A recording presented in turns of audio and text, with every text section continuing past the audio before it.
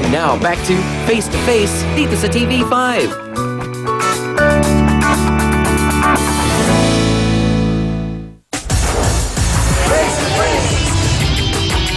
So isa-isahin natin mga kasawsawan. Narinig nyo, sinabi ni Christopher ay ang mga sumusunod. Parang may naging pagkakasunduan na lang, tapos naaawa ka, tapos pinagpatuloy mo na lang yung responsibilidad ng iyong tsuhin. Pinagbabantaan ka ng kapatid ni Ate Wilma. Bakit ka pinagbabantaan, Christopher? Dahil nga po nabalitaan niya na nagkaroon po ako ng ibang karelasyon. Magpapalamon sa inyo! Magpapalamon sa inyo! So, ang gusto naming malaman lahat ay, ito yun Christopher. Kung talagang malinaw pa sa sikat ng araw dito sa Davao, na kayo ni Ate Wilma ay may relasyon, bakit nagawang tumibok ang puso mo by Donna Cruz sa kanya? Pagka nagdadala po siya Sharam, jaram, shum, jaram. Sharam, jaram, shum, jaram. Bakit? Sige, paliwanag ka. O gusto mo doon tayo sa pulis siya mag-usap? Joke. siya po ang nagdadala ng merienda, nakabukod na po yung para sa akin. Special po yung pagdadala niya.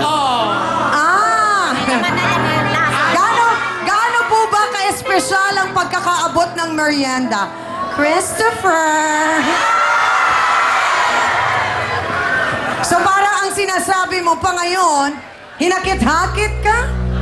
Hindi, talagang O gusto mo rin naman, ikaw ang nanligaw sinadya ko rin po na mahulog din yung loob niya sa akin. Dahil Bakit mo sinadya?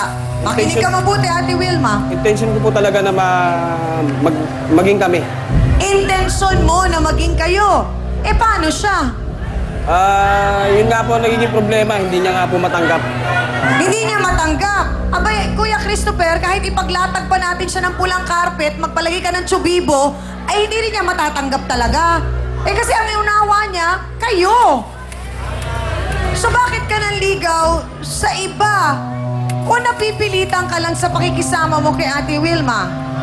Unang-una po, wala naman po naging bunga sa pagsasama namin. Hindi yun. Pero kasi, ang interpretasyon ni Ate Wilma, kayo. Mag-asawa kayo.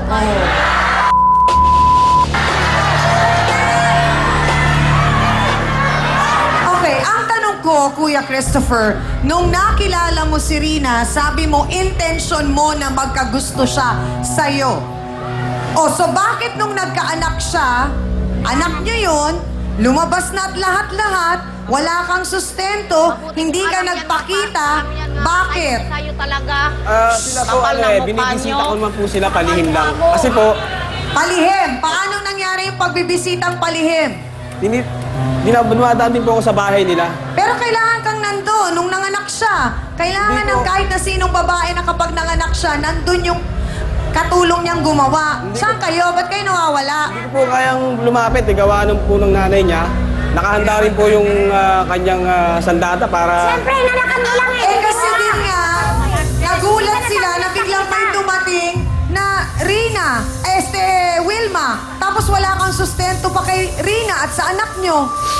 Hindi po totoo yun Nag-iipon naman po ako para sa kanila Diretsa ang tanong, Christopher, ipagpalagay natin na ikaw yung babae. Ikaw ang ikakasal. Di ba ang babae ay siyang naglalakad patungo sa altar? Parang ganon. O kung saan man. Kung garden wedding ba ang gusto nyo, Pagpalagay natin, ikaw yung lalakad. Nandoon sa dulo, sa kanan mo, si Ate Wilma. Sa kaliwa, si Rina. Sa paglakad mo na yon, kanino ka pupunta?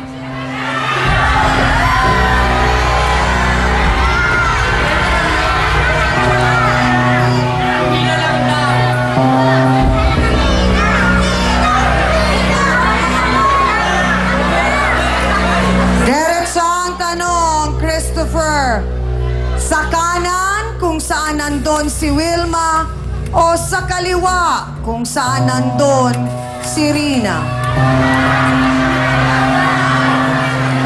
po ang pipiliin ko.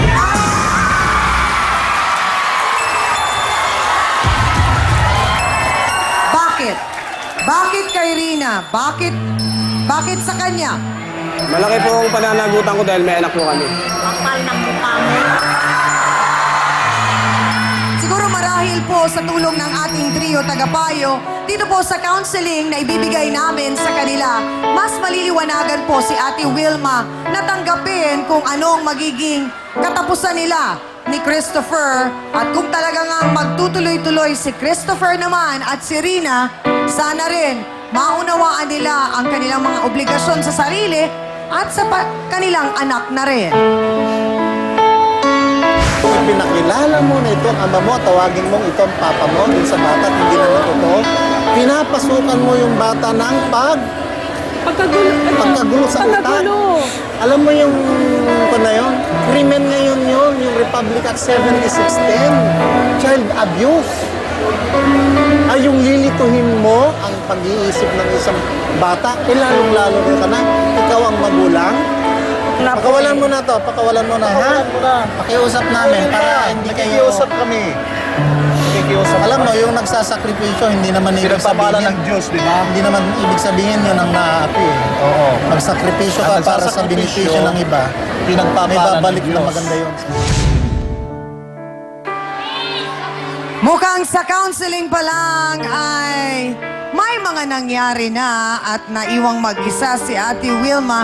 Hindi naman natin gustong maging gano'n ang pangyayari, Attorney Ben, pero mas naunawaan po ba ng ating mga bisita itong problemang kanila pong pinagdadaanan? Totoo po yan, Chang, at mukhang nakumbinsi po natin si Wilma na palayain na lang itong si Christopher. Aling Wilma, alam mo, maganda sa tao na tayo ay nagpapatawad.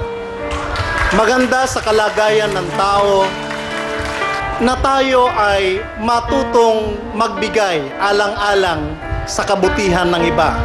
Sapagkat, sabi nga, may balik yan. At ang balik niyan ay kagandahan sa'yo.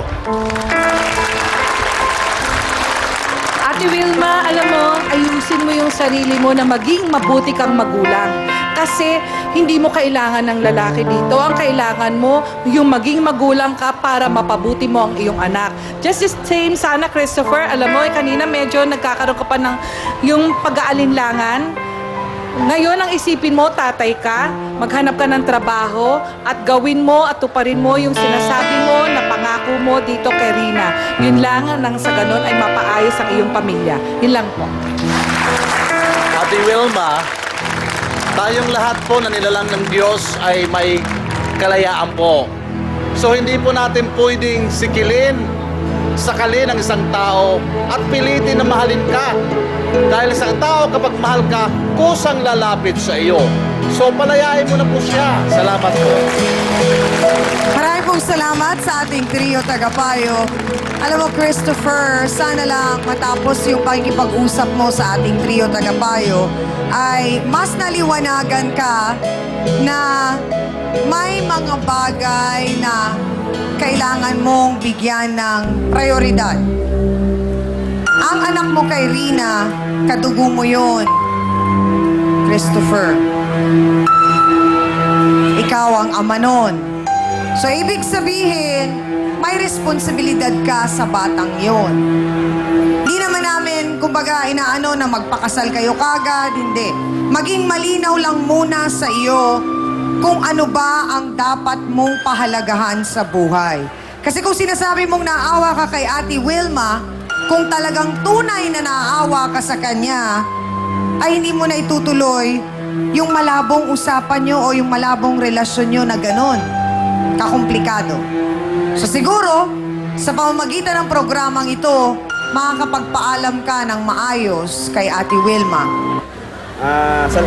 Kay Wilma, marami ako natutunan nung nakasama kita. At marami kang binigay sa akin para maging matatag ako. Suluhin mo. Binigyan mo ako ng lakas ng loob. At yun, kaya lang, may mga bagay na hanggang doon lang talaga eh. No? Kumbaga sa sinulid, may dulo yan eh. Magsama kayo. dito na lang siguro yung ano natin, yung pinagsamahan natin. Yeah.